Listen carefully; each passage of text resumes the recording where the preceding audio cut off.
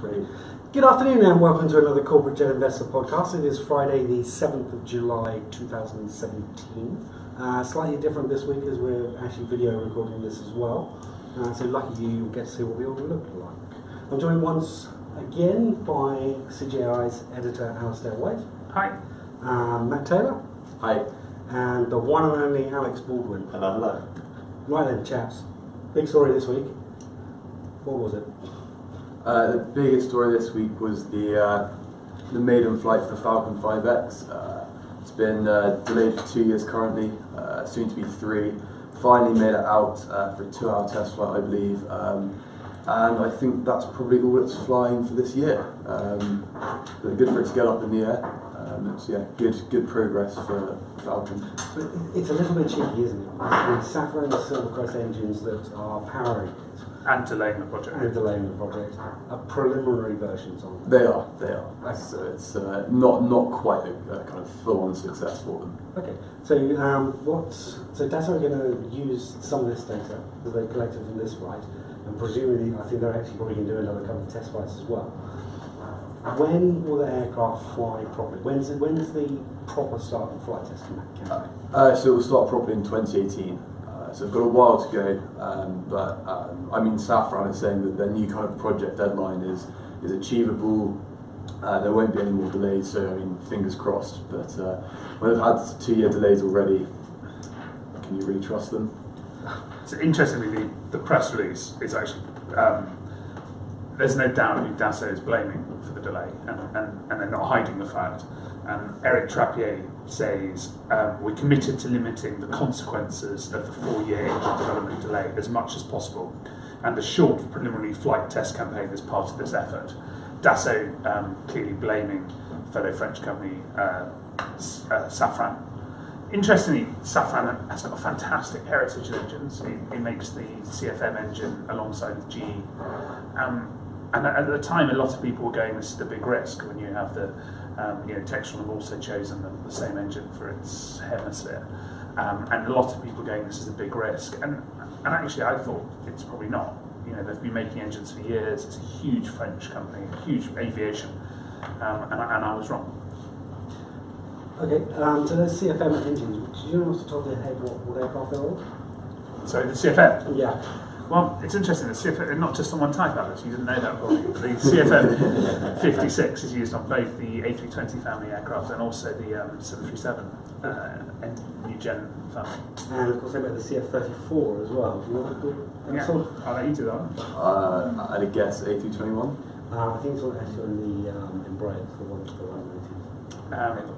But so CFM's got a great history. It's a CFM engine takes off every 30 seconds somewhere in the world, or a plane powered by a CFM engine takes off every 30 seconds. But it just shows how the risk that's inherent whenever you launch a new aircraft or a new engine. HondaJet was delayed by the engine on that. At the end of the day, the aircraft themselves are pretty easy. They're just aluminium tubes. It's the engines and the avionics that are the hard part. And have we got any hard evidence of people pulling out and ordering or cancelling their 5X orders? No, and I don't. There's rumours. I don't know how true they are. Do you know? Yeah, I do. Yeah, because it was in their latest annual report. They noted that 12 out of how many orders? Well, this is the point. We can't really get to that. Although at the beginning of this year, 2017, so at the end of last year, 2016, which is a fairly obvious thing to say. Thank you very much. Their backlog was at 63, 64 aircraft, was it? For the total? For total of Dassault, yeah. Dassault, yeah. So, the aircraft was meant to deliver now. So if you originally ordered one, was it a 2014 MBAA, you'd have been excited about taking it now. And it's a pretty cool aircraft. It's big, it's spacious. You can stand in the mock-up, and you can reach your hands across without touching. It's a large, nice cabin. One broker described it as a rock star at the time. But these delays, have taken the shine off it. I guess if you're looking for the cloud and the silver lining, the market's not great now. You always have a bump when an aircraft's announced. There's always orders when you first announce an aircraft, and then things do quieten down while it's through development, and then they tend to pick up again when it's delivered. So it's a sort of, goes up, down into the valley, up on the hill. 2020 we might be in a much better international market. You know, it just takes a couple of key markets to come back. Dassault is very international. Typically sells 50% of its aircraft outside the US. So, you know, if you're looking for a glass half full, that might not be the worst time to deliver. Of course, if you're looking for a glass half empty, there's other main large cabin aircraft arriving at that time as well. Fair enough. Fair enough. Anything else happened this week? The next biggest story was the 1500th PC-12 was delivered to the Royal Flying Doctors of Australia. Brilliant. Not the 15. They haven't taken 1,500 aircraft. No, sorry, to clarify, the 1500th overall has been delivered, which I think is quite a fitting kind of customer for them. Yeah, and as I was saying, Dassault is unique. Obviously, Pilatus is a lot like Dassault. Pilatus is another manufacturer that doesn't have quarterly earnings. It's a fantastic company. I don't know Pilatus particularly well, but the way they're funding, the way they fund it with customer deposits, customer cash, very conservative Swiss company. The residual values on the PC-12 are phenomenal. One major US bank did an analysis of every aircraft it had ever financed, and the one which retained value the best was the PC-12. It's a great aircraft. It's a great company. So just like Dassault, they have an aircraft coming out as well, the PC-24. It's going to be spectacular, isn't it? Supposedly, very very capable like the PC-12, kind of versatility at its core. Orders have been flying off. I think the order book's still officially closed, but I expect that to open up again once they start fulfilling the kind of initial orders, obviously. But yeah, supposedly everyone's raving about it so far. So looking good for Pilatus. Sorry. Although I think the PC-24 is uniquely exciting. It's a super versatile jet. It can take off from grass and land on tarmac.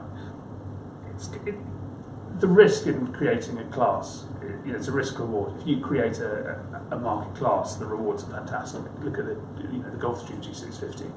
If you, but the risks are high. Look at the light jet manufacturers, and I think Pilatus is a great company, but this is a massive risk, and you also need to have a cultural sea change. Because business jets don't take off on grass, they don't take off on snow, they don't take off on sand, and it's an interesting cultural. And a lot of the companies that you'd be relying to buy this are mining companies, petroleum companies, which are very strict, safety guidelines, and so it'll be an interest. It's not going to be such a simple. Australian Flying Doctors is of course a launch customer for the PC-24 as well. And I'm sure it's a phenomenal aircraft. It'd be interesting to see if it truly is a corporate jet. Yeah, I think it will kind of not maybe be.